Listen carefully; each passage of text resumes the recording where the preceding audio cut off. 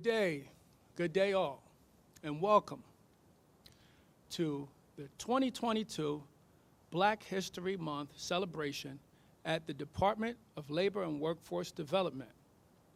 My name is Ron Jones. I work in the Office of Employee Development within the Human Capital Strategies Division, and it is a pleasure to be here with you today. It's an honor to serve as a new member on the Black History Month Committee, where we shift the paradigm around people of color by highlighting Black achievement, excellence, history, and ensuring key cultural topics and information are brought to the forefront. For me, it's enriching to be a part of a grand vision, and I hope you learn and retain something inspiring from this program. After all, George Washington Carver told us, where there's no vision, there's no hope. Before we begin, we'd like to extend a special thank you to our department's leadership and their vision to educate the DOL workforce and promote an inclusive environment by implementing programs like the one you're watching today. Further, I'd like to give kudos to our committee chair, Ulysses Anderson, for his tireless efforts on and behind the scenes of operations and productions. Good job. And now, I'd like to call Dr. Robert Crawley up to deliver our invocation. Dr. Crawley. Good morning, everybody. The only thing I can say right now is that we're still here. By the grace and mercy of God, we are able, during this Black History Month, to recognize all the accomplishments that we've done, and we know that Black history is not just a month. We know that it's American history, it's world history. And so we call upon our Lord and Savior right now to shine down upon us as we bring this portion of Black History Month to a close. Somewhere I read that when there were two or more gathered in his name, that he's in the midst. So we welcome him. We thank him. And right now, Father God, we add all of our prayers and our supplications to tens of thousands of prayers that have gone up prior to these. Those prayers that were prayed during the Middle Passages when our ancestors jumped to their death. But before their death and before they died, they prayed. And we know that we are here because of the benefit of prayer. And we thank you for that, Lord. And Lord, as we proceed through the remainder of this ceremony, we ask that you would touch us all, Father God, that you would bless everyone under the sound of my voice, that you would give them what they stand in need of, Father God. And you know this because you made us. And we appreciate that. And we thank you. And Father God, most of all, we thank you for your Son Jesus, who every knee shall bow and every tongue shall confess that he is the Lord of lords and the coming Kings of kings. And we thank you for that in his most precious name.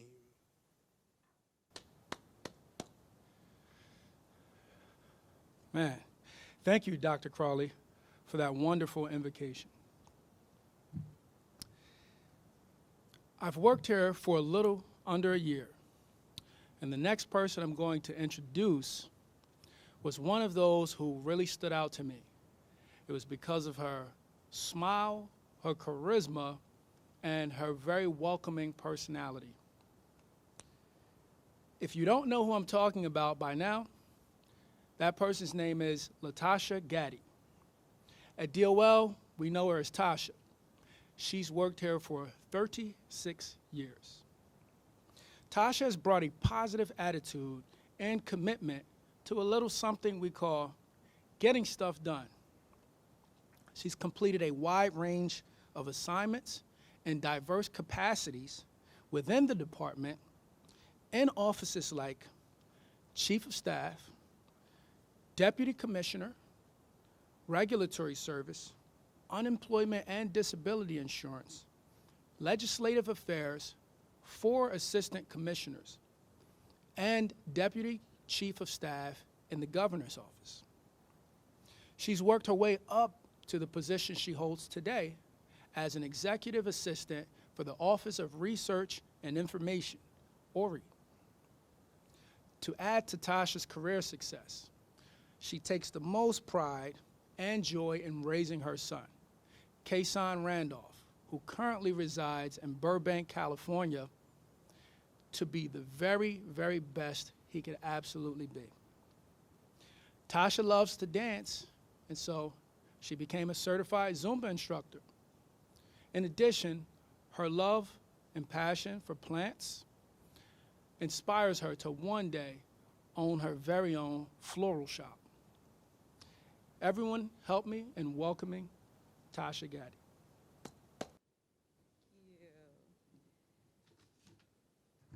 Thank you, Mr. Ronald Jones. Yes, I can piggyback off of that. Great guy, great guy. Hello, Labor. How you doing? Good afternoon to you. Welcome to the 2022 Black History Month Committee closing celebration.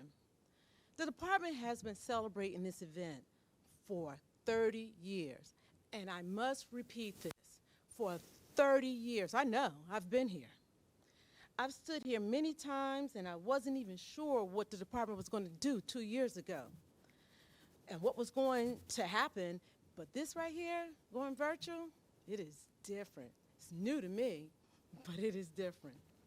But thanks to Miss Lori White Rivera and the department supporting her, the committee what we're doing now is going virtual.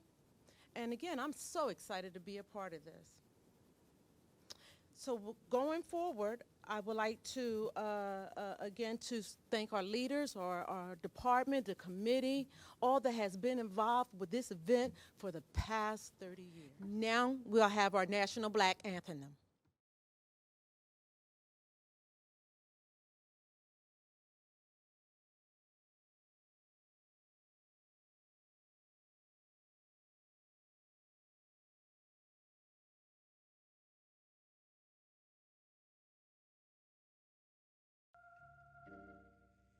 Lift every voice and sing till earth and heaven ring, ring with the harmonies of liberty. Let our rejoicing rise high as the listening skies. Let it resound loud as the rolling sea. Sing a song full of the faith that the dark past has taught us. Sing a song full of the hope that the present has brought us. Facing the rising sun of our new day begun. Let us march on till victory is won.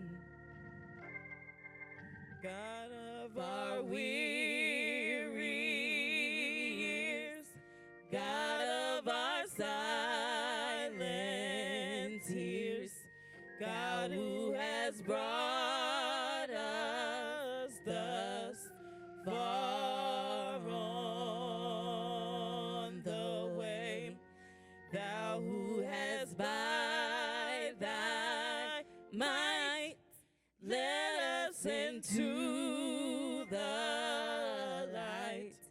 Keep us forever in thy path, we pray. Lest our feet straight from the places, our God, where we met thee. Lest our hearts, drunk with the wine of the world, we forget thee. Shadowed beneath thy hand, may we forever stand true to our God, true to our native land.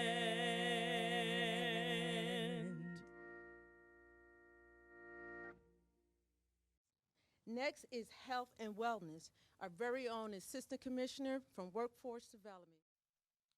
I thank the organizers of this year's Black History Program and appreciate their insightfulness for its emphasis on health and wellness. Unfortunately, we do not think often of health and wellness when we think about Black history or the challenges faced by Black people in this country. As it relates to health and wellness, American history is replete with examples of Black people that have made significant contributions to improving the health and wellness condition of Black people living in America. I would like to briefly highlight a few for you today. First, Dr. Joseph White, who was known as the godfather of Black psychology. White contributed to the success of many students of color and worked as an advocate to reform the education system. He was one of the founders of the Association of Black Psychologists. In 1970, he wrote an article that helped to alter the perception of Black psychology in America. Aware of the stigma that many in the Black community held toward psychology, Dr. White published this article in one of the few publications that found its way to many Black homes across the country. Yes, I do mean Ebony Magazine. That article helped alter the perception of Black psychology and brought to light the unique differences of how ethnic minorities should be treated and understood. Next, we have Mamie Phipps Clark, who was the first African American woman to earn a doctorate degree in psychology from Columbia University, and Dr. Kenneth Clark, who was the first ever Black president of the American Psychological Association. The Clarks are best known for the famous doll study, in which more than 200 Black children participated. Both Mamie and Kenneth Clark worked on this study, providing invaluable evidence in favor of ending school segregation in the Supreme Court case Brown versus the Board of Education, citing that school segregation was psychologically harmful to Black children. And then finally, Robert Lee Williams II was the creator of the Black Intelligence Test of Cultural Homogeneity. This was an intelligence test specifically oriented towards Black experiences, language, and culture. The data collected from this test helped to shatter the notion that Black people had lower average intelligence than whites and showed rather that differences in previous IQ data results were likely the result of speech and experiential differences, skewing IQ test results in favor of white people. So while I recognize these giants in Black psychology, I'm also reminded that Black people living in America struggle with mental illness. According to the U.S. Census Bureau, the population of Blacks living in America make up 14.2% of the broader U.S. population, or 47 million. According to public health data, more than 15% of that 47 million reporting having a mental illness in the past year. So this is more than 7 million people. That's equal to more than 75% of the total population of the state of New Jersey, or more than the combined populations of Chicago, Houston, and Philadelphia. For the most part, mental health conditions for Black people living in America occur at about the same frequency as white Americans. However, the historical Black experience in America has and continues to be characterized by trauma and violence more often and impacts emotional and mental health for both youth and adults alike. Historical dehumanization, oppression, and violence against Black people living in America has evolved into present day racism, whether it be structural, institutional, or individual, and creates a uniquely mistrustful community experience. An experience characterized by innumerable disparities, including inadequate access to and delivery of care in the health system. So, processing and dealing with layers of individual trauma on top of new mass traumas ranging from COVID 19, police brutality and its sensationalization in the news media, and divisive political rhetoric. All of these add compounding layers of psychological complexity, often too burdensome for individuals to responsibly manage without some type of support. As Black people living in America and as their allies, we must embrace the value that mental health care can offer to improve the health and wellness of a community. We have a responsibility to be just as concerned for the mental health and well-being as we are for the physical health and well-being. When we break a bone or strain a muscle, physical therapy is often an accepted and expected form of treatment. Similarly, when we are emotionally traumatized, psychological therapy should be equally accepted and embraced as a pathway to wellness. So, as we close our Black History program, I challenge all of us to explore and deepen our understanding of mental and emotional health and wellness. This, too, is part of the broader health and wellness spectrum.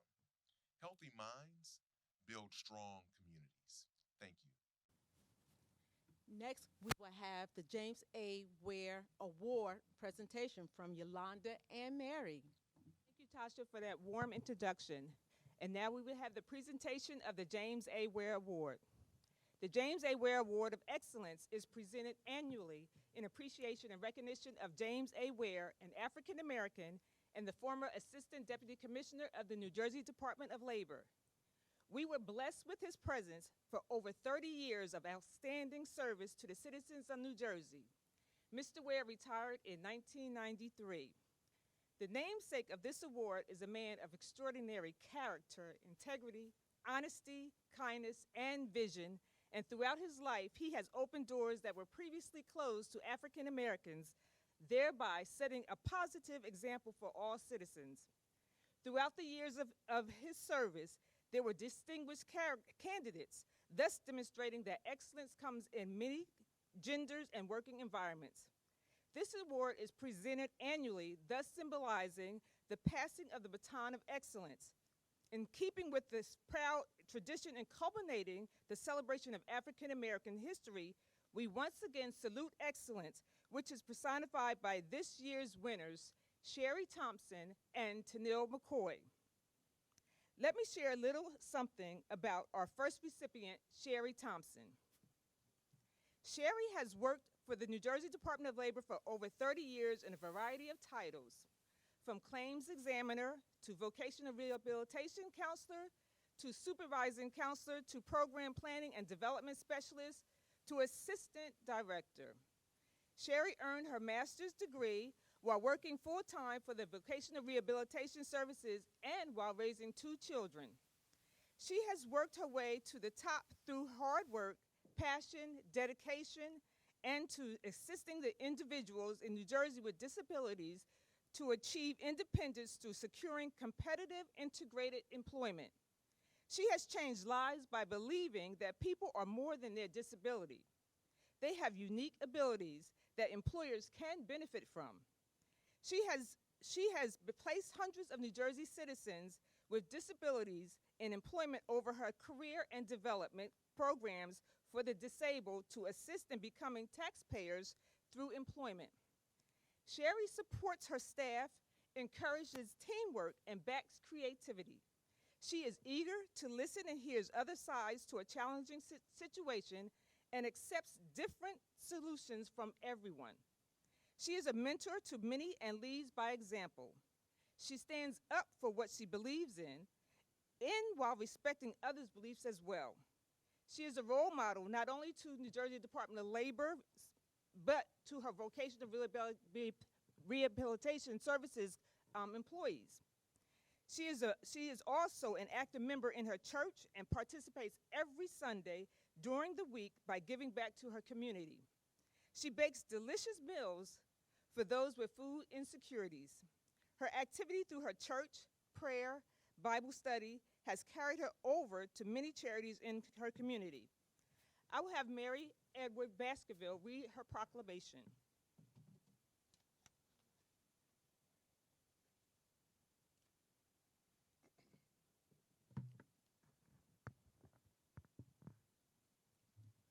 James A. Ware Award of Excellence. To all who shall see this proclamation, be it known that the African American Heritage Celebration Committee of the New Jersey Department of Labor and Workforce Development recognizes the qualities of excellence as personified by James A. Ware. The committee thereby presents the Distinguished James A. Ware Award to Sherry Thompson. In recognition of this extraordinary achievement, we thereby entrust her with the baton of excellence and the high standards that it symbolizes. Presented on this 28th day of February 2022. I would now like to call Sherry Thompson to the podium. Sherry Thompson, this year's recipient of the 2022 James A. Ware Award. Thank you so much. Thank you so much.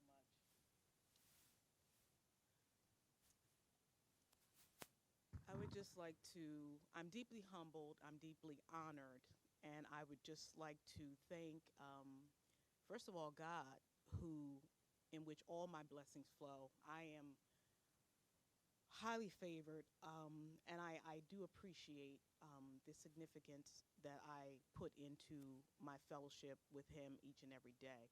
I also want to thank the committee because, just to give you a little bit of history, this committee originated out of temporary disability back in 1990, 1991-ish, when the building here was being renovated and temporary disability was housed on Jersey Street.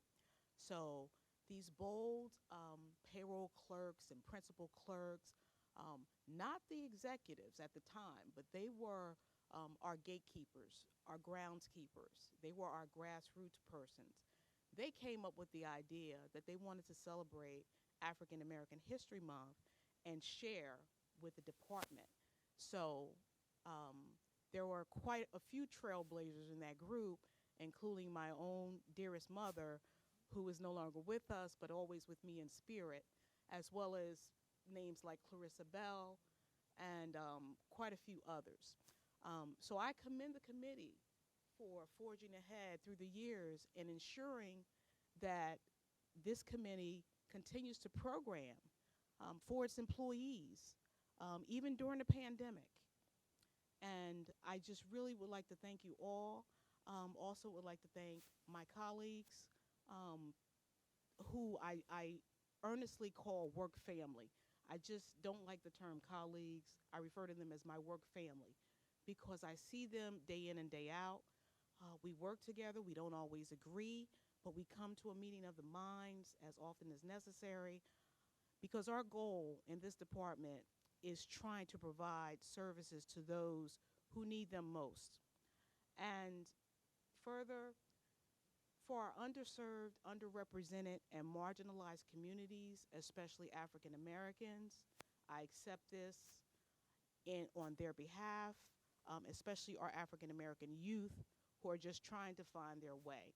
If there's anything any of us can do moving forward from this day or even yesterday to help that mission along for youth, please search your souls and do what you can. Thank you so much. Thank you. Thank you, Sherry Thompson. Our next recipient is Tanil McCoy. Tennille is a graduate of Virginia State University and has earned a master's in labor employment relations from Rutgers University. She recently completed the Triumph Global Executive MBA program, one of the world's leading degree programs for global leaders, jointly issued by New York University, Stern School of Business, London School of Economics and Political Science, and the HEC Paris School of Management.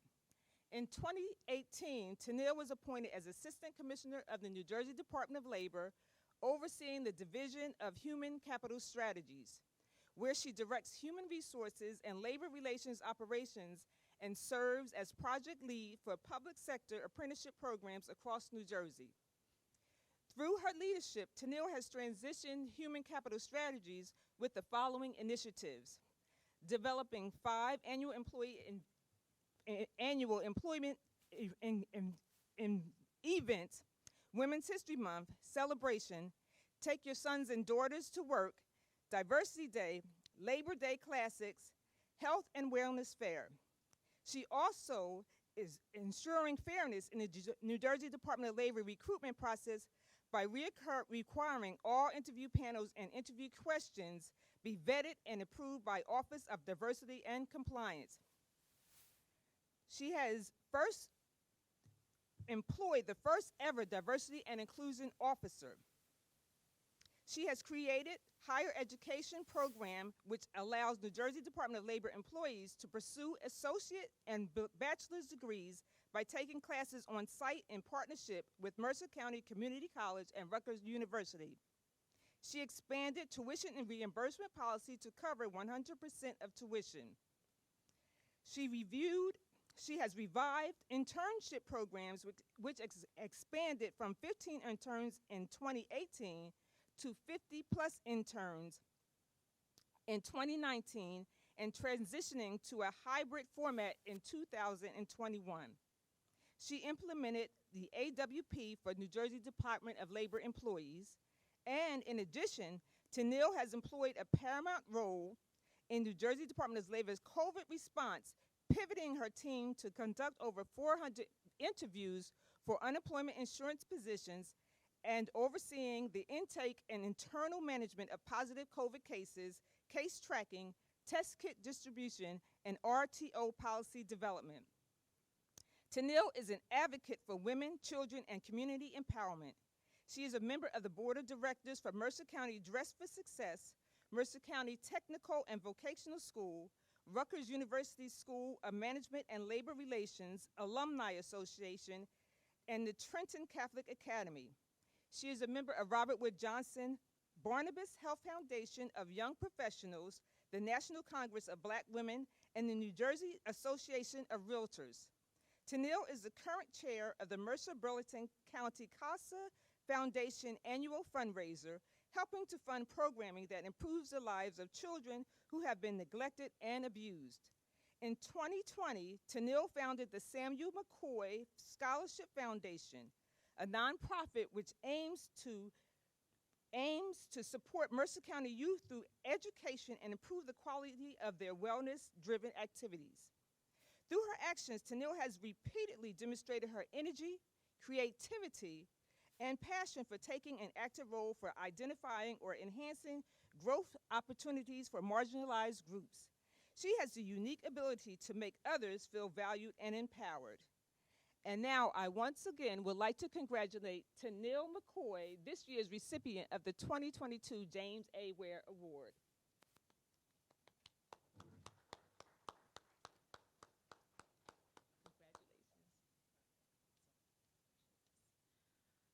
So first and foremost, thank you. I think it's really a blessing to be honored and nominated by all of your peers. I want to thank the committee, the Black History Month committee. I also want to thank our co-chairs, Ulysses and Tracy. They continue to do the hard work and making sure that they continue to invest in the Department of Labor and making sure that this program continues and this committee continues to invest in diversity and inclusion and that we have representation throughout this great department. So I have my team that is in the room on today, and all of those projects and initiatives could not be done without the team. I mean, these are very bold initiatives that we moved forward with, whether it was the 5 employee morale events or the higher education program. But these were very intense programs that we brought to the department, and my team led them vigorously, and I'm so proud to actually be able to lead, but also making sure that we're able to accomplish our goals moving forward. So thank you so much to the committee, and I appreciate you all. Thank you. Next is a presentation of the charitable donation from our co-chair, Tracy Lewis.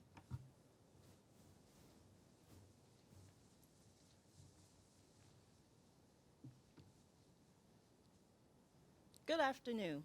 Every year, the Black History Month Committee selects 2 organizations who are continually giving back to our communities.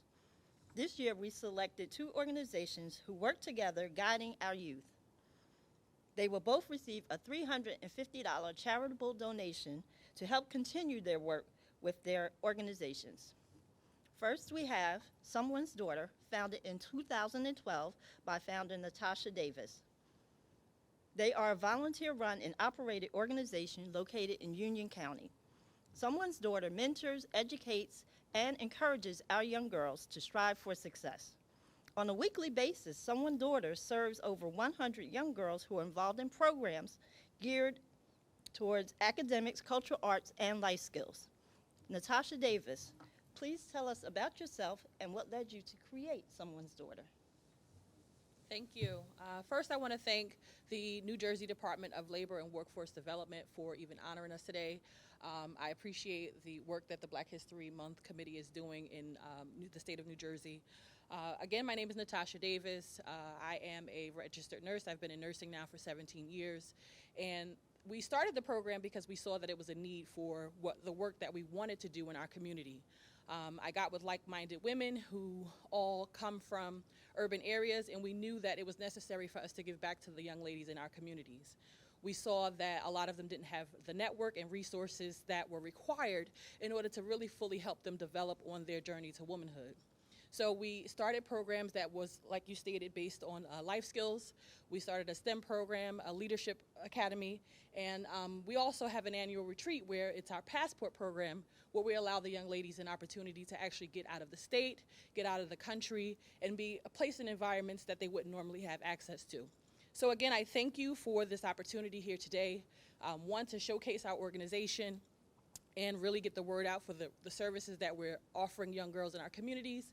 And of course, we are appreciative of the monetary donation that can always assist with the work that we're doing. Thank you. Thank you. And while I was doing my research on Someone's Daughter, I did see that in 2019 you took them, and Sons of Someone, that you both took them to Bahamas, Yes. which was excellent. So next up, we have Sons of Someone, founded by Antoine Nelson in 2014. This organization was created with the purpose to help young males without positive role models in their lives to help develop personal strength and pride in themselves. Their program places emphasis on leadership, manhood, health, and image, while helping them to address everyday life issues. Up next, Antoine Nelson. Thank you. I want to say thanks to the Department of Labor, the Black History Month Committee, for allowing us to be here among you today. Just want to say Sons of Someone is a mentor program. We felt the need that it was a lot of young men in the community who don't have positive male role models, a lot of absent fathers in the household. So we got together a group of men. Sons of Someone was actually founded by Natasha Davis. She started the women's program in 2012, and in 2014 we started the men's program. And I want to say is we've helped hundreds of kids, maybe thousands of kids over the years, and we took 50 kids to Disney in 2018. In 2019 in 2019 we took 50 kids to the Bahamas on a mission retreat, and just to let them see outside of their box and see different cultures and experience different cultures. And we look forward to the future and continue both programs. Thank you to Someone's Daughter and Sons of Someone for your charitable community work that you're doing in your local communities.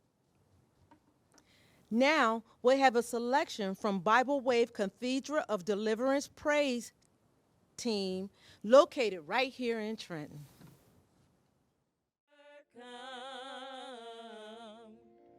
we shall overcome. We shall overcome someday.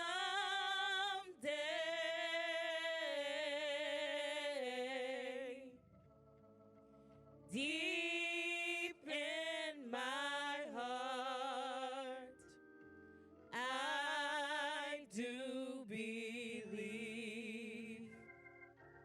we shall overcome someday.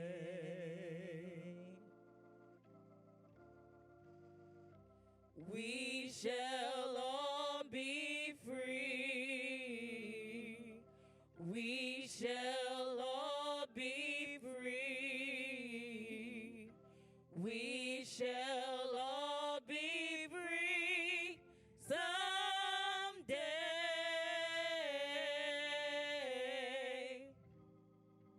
Deep in my heart, I do believe we shall overcome someday.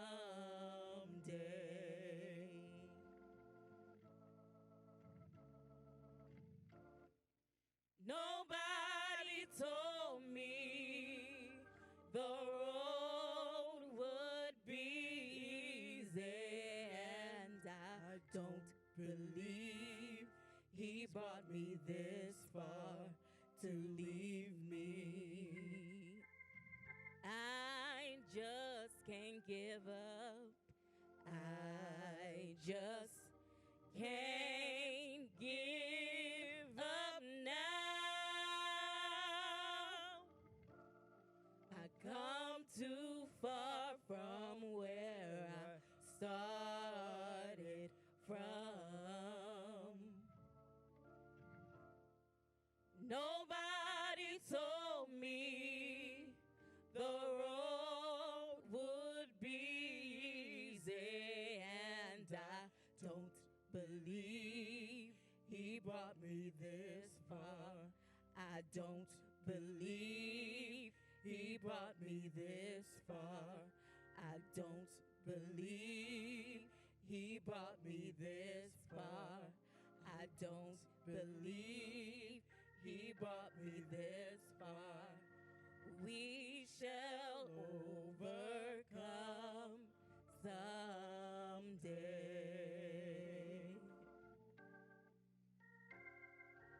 We shall overcome someday.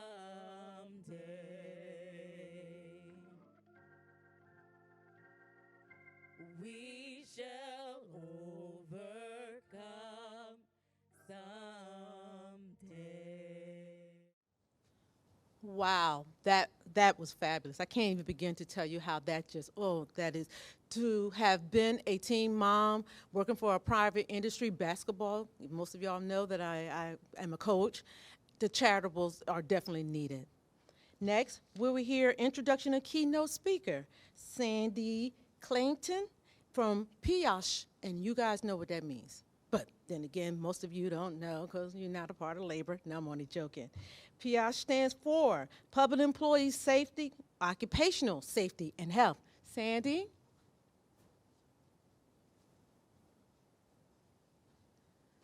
Good afternoon, and what an exciting afternoon it is. Our keynote speaker, Micheline Davis, holds a Juris Doctorate from Seton Hall School of Law. Ms. Davis assumed the role President and Chief Executive Officer of National Medical Fellowship Incorporated in May of 2021. Founded in 1946, the National Medical Fellowship Incorporated was one of America's first diversity organizations and remains the only national organization advancing health equity at the intersection of wealth and health. It provides scholarships to Black, Indigenous, and people of color and students underrepresented in medicine and allied health professions to ensure equity of access to culturally competent and high-quality health care. Ms. Davis is named among Modern Healthcare magazine top 25 most influential minority leaders in healthcare and Becker's Hospitals Review top 50 American Africans to know in healthcare. The National Association of Health Services Executives awarded her in 2021 their Senior Healthcare Executive Award. Ms. Davis most recently served as Executive Vice President and Chief Corporate Affairs Officer at Robert Wood Johnson Barnabas Health, not only the largest academic medical center system in New Jersey, but also nationwide. She was the first African American in state history to serve as Chief Policy Counsel to former New Jersey Governor John S. Corzine, the first African American and only the second woman to serve as New Jersey State Treasurer. She was the youngest person to serve as CEO of the New Jersey Lottery and also served as Senior Policy Advisor in the New Jersey Department of Health and Senior Services. Without further ado, please join me in welcoming our keynote speaker, Micheline Davis. Thank you so much for your kind words, Sandy. And if I can take this one point of small privilege, can we all give it up for Sandy and the fact that she has been a stalwart in our community for generations, literally for decades. Sandy, I want to say thank you so much for being the type of individual that you have always been, one who makes certain that there is no job that is too small and no task that is too great. Thank you for living by example and proving what it is to be Black excellence. I'd also love to say to the committee, thank you so much for the invitation to join you in your celebration of Black History Month. I have heard that you have had wonderful speakers and that you have had a wonderful time as a committee in the planning. I also want to tell you that game recognizes game. I see you. I understand that you had Assistant Commissioner Tennille McCoy give me a call, and you know that that's my baby girl, and that I would never say no to her. So kudos, I acknowledge when you decide to play, you play for keeps. I also want to say just for a moment that with everything else that is going on around this world, I want to congratulate each and every one of you, not just for celebrating the past, but for celebrating the present. So before we even begin our time together, it's really important that we understand that when it feels like the whole world is against us, that this is your celebration, not just as a community, but as individuals worth celebrating. So thank you. Thank you, because I understand what it is like to have a very long list of to-dos, and you could have decided to do something else with this moment in time, and instead, you, my friends, decided that you were worth celebrating. So congratulations to you. I acknowledge the gift that you are, and I thank this committee for setting aside time to bless, and I'm saying bless intentionally, the entire Department of Labor with the fruit of your work. Now, you heard in the introduction from Sandy that I have the fortunate opportunity to now be the president and CEO of National Medical Fellowships. National Medical Fellowships is this absolutely incredible organization which, for the last 75 years, has been picking up the boulder on health equity and, as I like to say, pushing it uphill in the hot, blazing sun. It is one of the first diversity organizations in the continental United States of America, and it is the only one that has been advancing health equity at the intersection of the health-wealth gap by making certain that individuals who look just like you and I, who come from communities just like you and I, have an opportunity to become our physicians and our clinicians in order to take care of patients just like you and I. So we'll talk about that in a moment too. But first of all, I want to make certain that you take a deep breath in. Come on, come with me. Deep breath in, deep breath out. Now, why in the world am I doing that? Well, that, my friend, is because so much of this celebration deals with health and wellness.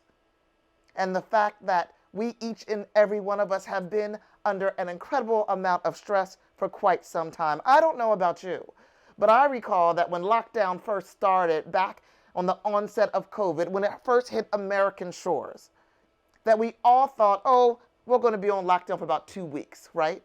That the world would be different, something would be changed for maybe upwards to 30 days is going to be the maximum. And yet, here we are in 2022, still dealing with record numbers of death, still dealing with variant after variant, still dealing with the fact that life as we once knew it seems changed and different. I want to start there because I don't want to make light of the fact that this has been a tough time. Yes, it's been a tough time for everyone, but for those of us who have been blessed with melanin, for those of us who look like we come from the cradle of civilization, who understand that even in our American, our African is first. For us, it has been that much more difficult. And that, my friends, is because of the fact that we live in a time when we have heightened racial tensions. Not that they were ever low. It was just that they were not on full effect. Because right now, we are seeing racism on fleek, are we not? What is interesting, though, is the fact that you have kept going. That rather than throw in the towel or give up the race, you have kept going. On a daily basis, I don't know how it is or why it is that there are not people standing outside your door applauding you when you come to work. The work that you do at the Department of Labor is life-altering work. And so I come to you with some gratitude, first of all. I come to you with the recognition that it has been a hard season and that it has been a tougher season to be black. As we talk about the season that we're in right now, and we look around at the season that we have literally been living through, we cannot help but notice that the rest of the world has finally shown up and realized and recognized that which I have dedicated my life to, and that is the issue of health equity and how systemic and structural inequities and systemic and structural racism, the fact that it literally had created communities that have been made vulnerable as a result of disenfranchisement and historical marginalization. That finally, mainstream news has begun to understand that it's not that we can just pick yourself up by your own bootstraps when, for generations, my family has been building your boots and making your straps. And so, indeed, those historical inequities were going to do exactly what they were intended to do, and they were going to create vulnerabilities in communities that if something like a perfect storm of a pandemic were to hit it, they would be decimated. And isn't that exactly what happened? So I want to talk to you a little bit about how we got here. You know, it's funny because I keep saying to folks all the time, it's the same exact thing that Miss Mamie knew, right? Or the neighborhood abuela knew. It's the same exact thing that we've always known, and that is the fact that the game has been designed for us not to be able to succeed. And nevertheless, you have been outrageous and audacious, and you are succeeding every day anyway. I don't know about you, but there's a reason why when I was sitting there watching Black Panther, I was thinking, I think I know that person standing to the left in Wakanda. I think I've seen him or her before. It's the spirit of resilience that you carry with you every single day that has literally made certain that you were still here. And so I want to salute you because you are literally on this side of the earth. There are so many of us who are not. And so when I say it, please understand that it is not that I'm being hyperbolic. Beloved, I believe that there's vibranium in your blood. There is something special about the fact that at exactly right now, you are on the face of this planet. Because you could have hit here 2,000 years ago or 2,000 years from now, but instead you were here right now and you are weathering this storm. But when we talk about weathering, we cannot talk about it without also acknowledging the weathering of racism that we deal with on a daily basis. I have told friends and panelists and audiences that there is no such thing as a microaggression. Every single one of them is a macroaggression to me. And you deal with those as others deal with those. You turn the TV on and see things about what has happened to those who look just like you, could be related to you, and yet you keep going. And so I just wanted to make certain that we set that stage as we talk a little bit about how we got here on today. Now, from time to time, I'm going to look down, but please, for a moment, don't look away. I need to make certain that you stay with me as we talk a little bit about how we've gotten here today and why it is that you were so incredibly essential to where we're going tomorrow. Do you mind? Is that okay? Yes or yes? I believe in a win-win world, and so those are the only choices that I traditionally utilize. So let's talk about this for a moment. We know that the United States is a land of opportunity.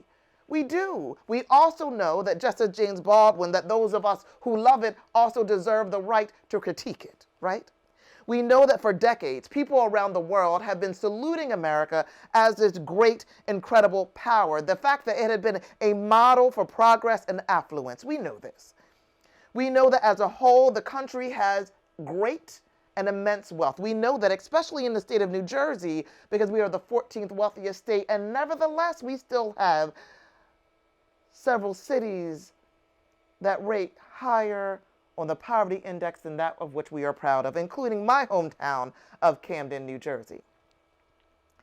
We know that the standard of living here is extremely high, and that as Americans, we've developed many technical and social and civic innovations that have benefited people around the world. But we also know that this country's opportunities do not extend to everyone.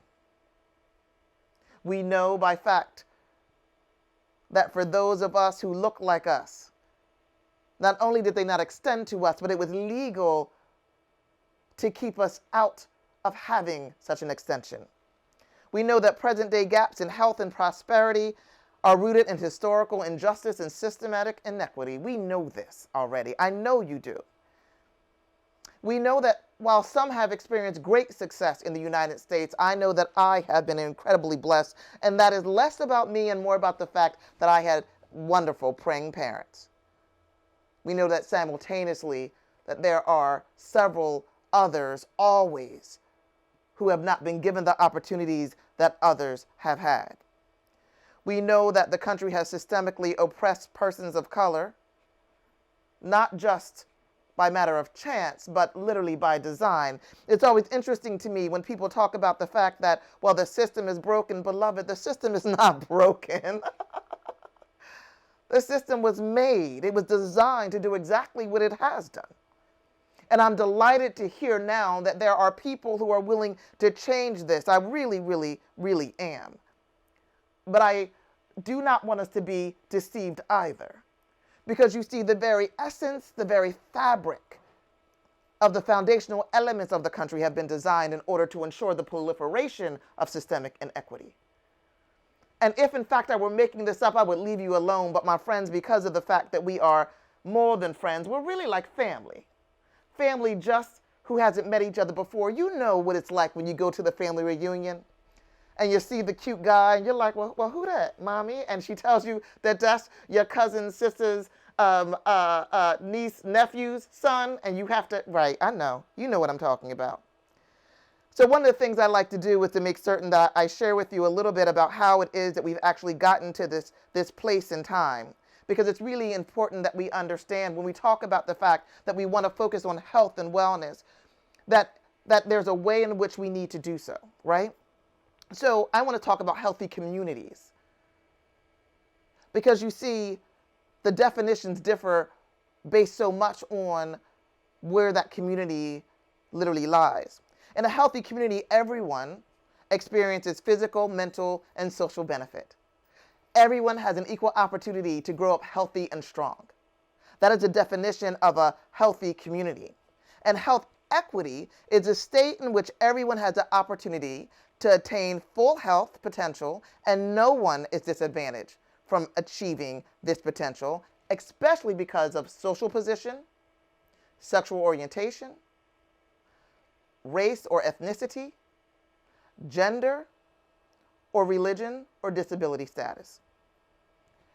But then it has us look at, so who is healthy and who isn't? Please know, my puppy is so excited that we have an opportunity to talk to the Department of Labor that he's just acting out from time to time. So if you see him running through here, just say, "Hi, Max."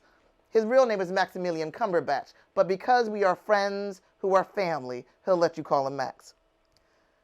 I want to talk for a moment about the fact that the poor, those who are poverty-stricken, those for whom the system has been designed in order to ensure that they remain in a cycle of poverty, well, they tend to actually have the burden of health weigh differently upon them.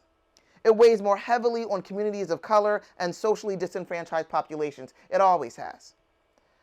For many people, good health is nearly impossible to attain. And listen, I'm not talking about the fact that, during COVID, if you were anything like me, mama been eating. And so as a result, we're not in our best case of health. I'm talking about the fact that structurally in the environment, there is literally a difficulty in attaining good health. Oftentimes it comes as a result of the fact that you may live in a food insecure environment, which means that you don't have easy access to fresh fruit and vegetables, or that you live in the midst of a designated food swamp area, which means that there are stores all around you that have fried, high corn fructose syrup and everything else that is dipped in either batter or bread. So there is a difference in that environment. But I want to talk to you about this because the burden of poor health from preventable chronic conditions, those which really we like to call diseases of despair, that burden continues to historically fall more heavily on folks of color. Yes, some brown, but tremendously and historically those of us who are black. I want to make certain that you understand that because I want to take you back for a moment as to how we got here. And I don't want to waste your time, but I do think it's important. And I say this because it always interests me when folks seem not to understand what it is that I'm talking about and why I say that laws and policies are the ways in which we're going to turn these other things around. So I'm not going to take you way, way back. I'm just going to take you back for just a moment to the 16th century. How many of you remember being younger and watching stories about or movies about cowboys and Indians? I remember the fact that my father loved John Wayne. I mean, we used to sit up there and watch John Wayne all the time to the point that I was like, please, can we watch something else? And we celebrated what we saw on TV, but here's the rub. During the era of the 16th century, what did we see? We saw that white Europeans were actually coming over and they were colonizing American territories. We know for a fact that there were settlement claims that came about during that time. We know that those settlement claims meant what? It meant that indigenous peoples were removed from their land, displaced to other areas, and quite frankly, their sovereignty and their power was taken away. That is what we know. We know that in the late 18th century, we saw that colonies declared their independence, that settlers, they migrated again across North America. We know this because of the fact that in that same century, we had a particular law called the United States Constitution come into being.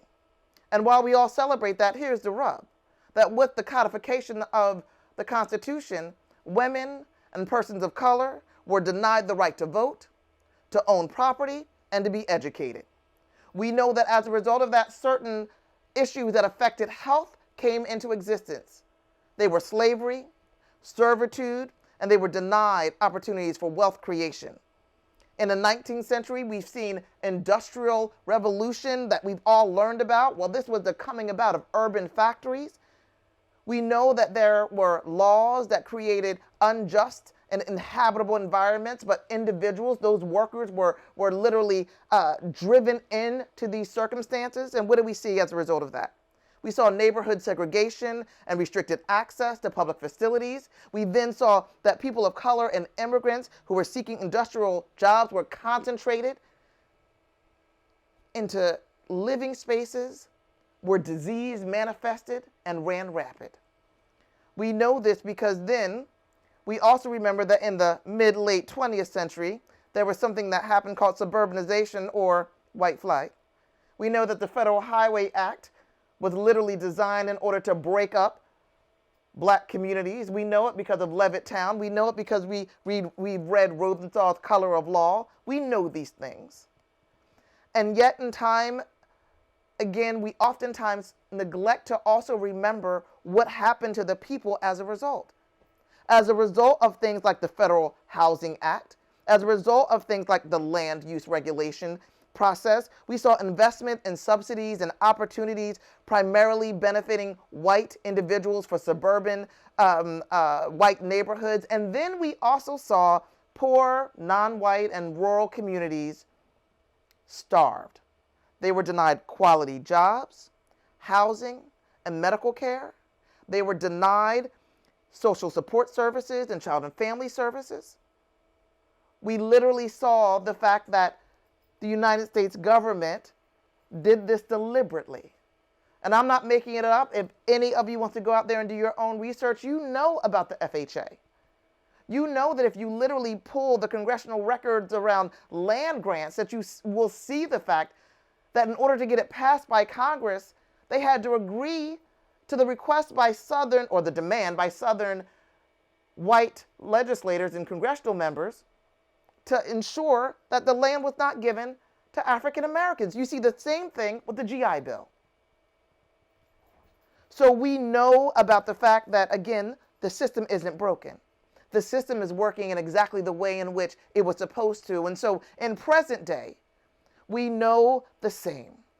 We know that we still have exploitation and experimentation on populations that harm us. Whenever we start talking about the level of mistrust in the black community of the medical profession from which I hail, time and time again, folks point to Tuskegee, and I look at them and I wonder, well, how do you get to Tuskegee and you jump over the fact that most recently prisoners were literally being experimented on for drugs as they were coming up with a COVID vaccine?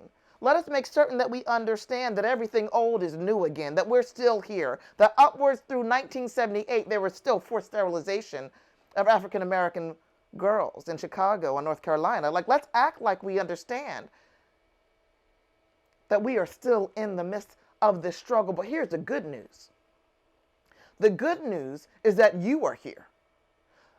The good news is that you already have all of this information and you already know all of these facts. You know this because of the fact that you've already done the homework and you've paid attention, and now you are in your role. We know that there is good news because you too have a voice. And my God, you have an African American History Committee. You have a Black History Month Committee. We know for a fact that there is hope to be had despite every headline that talks about the fact that we have been gunned down again. We know that there is hope because we still have community. Earlier, I read a definition of healthy communities that did not talk about the fact that we are spiritually tied one to another. There is a reason why, through feckless kinship, when we turn on the news at night and we see something else has happened, we feel it deep in our core. It is the same thing that our ancestors felt when they would have, time and time again, children sold away from parents on plantations, and then they would get to the next plantation and they would be lovingly adopted.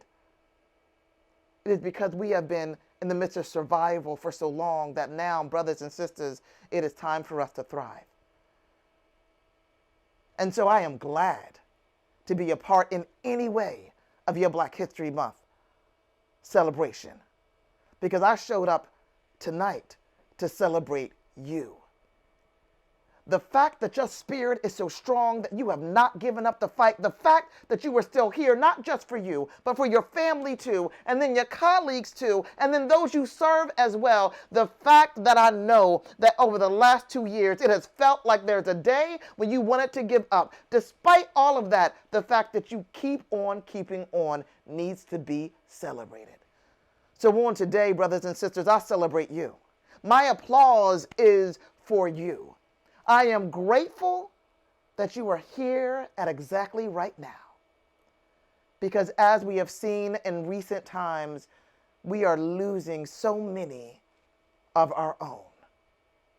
And now we've even begun to see that on the rise, we are losing ourselves at our own hand.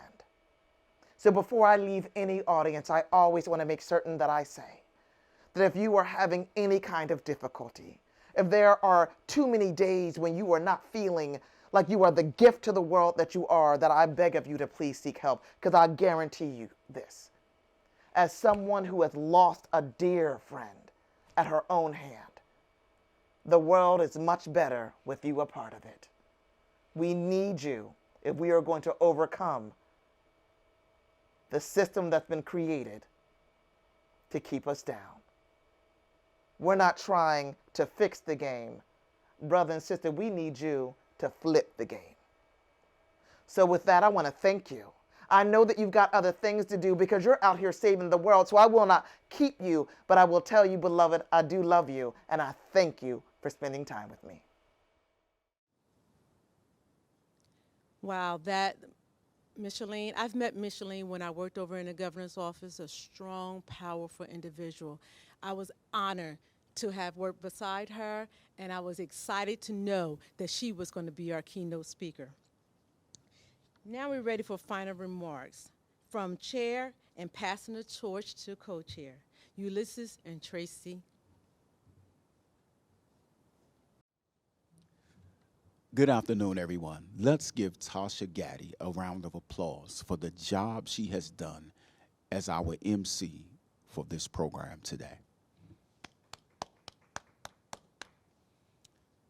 I would like to thank all of you as well for joining us today in our final program of Black History Month. We would also like to thank our senior management team here at the New Jersey Department of Labor and Workforce Development for their continued support of the Black History Month Committee here and their intricate role in the success of our programming. Here at the Department of Labor and Workforce Development, we have an extremely diverse group of leaders that support and participate in our Black History Month programs here. I would like to acknowledge 3 of our African American assistant commissioners here at the New Jersey Department of Labor. First, I would like to acknowledge Tennille McCoy, our Assistant Commissioner of Human Capital Strategies here at the New Jersey Department of Labor and Workforce Development.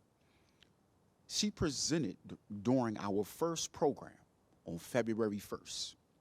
She shared with us that the Center of Disease Control now has classified racism as a threat to public health. Second, we would like to acknowledge Dr. Cheryl Yarbo, the Assistant Commissioner of Employment Accessibility Services. Dr. Yarbo provided us a piece of information regarding the beacon of mentoring within the African American community. She coined the term psychosocial support, wherein there is a natural connection within the culture which provides a bridge to relate to one another and build trust within relationships in the African American community. Thirdly, we would like to acknowledge Hugh Bailey, our Assistant Commissioner of Workforce Development, who has just spoke to us a short while ago and challenged all of us to take a significant role in our own health and wellness within our communities. We would like to also give a special thanks to our keynote speaker, Ms. Micheline Davis, who graciously accepted the Black History Month Committee's invitation to be our keynote speaker in our final program of the month. A job well done. Thank you, Ms. Davis.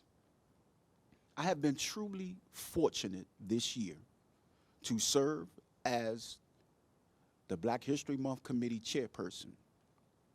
I've also been doubly fortunate enough to work with such a group of talented individuals from all walks of life, just a mesh pot of talent within the New Jersey Department of Labor.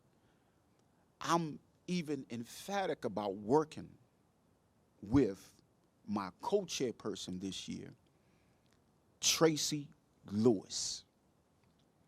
Each year during our final program of the Black History Month Committee programming, the current chairperson passes the torch or baton to the next year's chairperson. Tracy Lewis will be our chairperson for the 2023 Black History Month Committee. Tracy Lewis is a leader of leaders.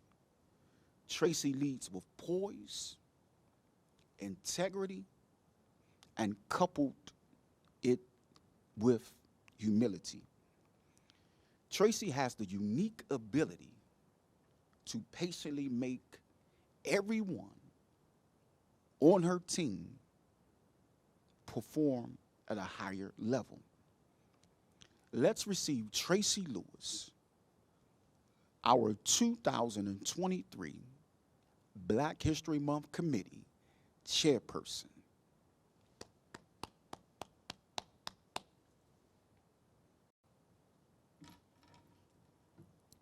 Thank you to the Department of Labor, senior management team, and employees, our committee, and our chair for another great Black History Month celebration, and those humbling words. Ulysses has worked tirelessly to bring you another year of awesome programs. And while I have served on the committee many times before, I find it an honor to serve as the co-chair and as next year's chair. I have seen the celebration of our history become better over the last 30 years since the start of it by Mrs. Bell. In order for the celebration to continue for another 30 years, I encourage our youth and the next generation to join our planning committee to bring new ideas and diversity to our programs. While the virtual programs have been a success, I look forward to be live and in person for our next year's celebration in 2023. Thank you.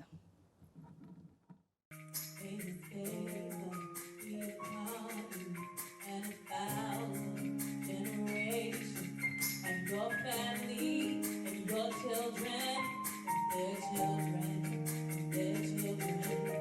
This favor be upon you and 1,000 generations.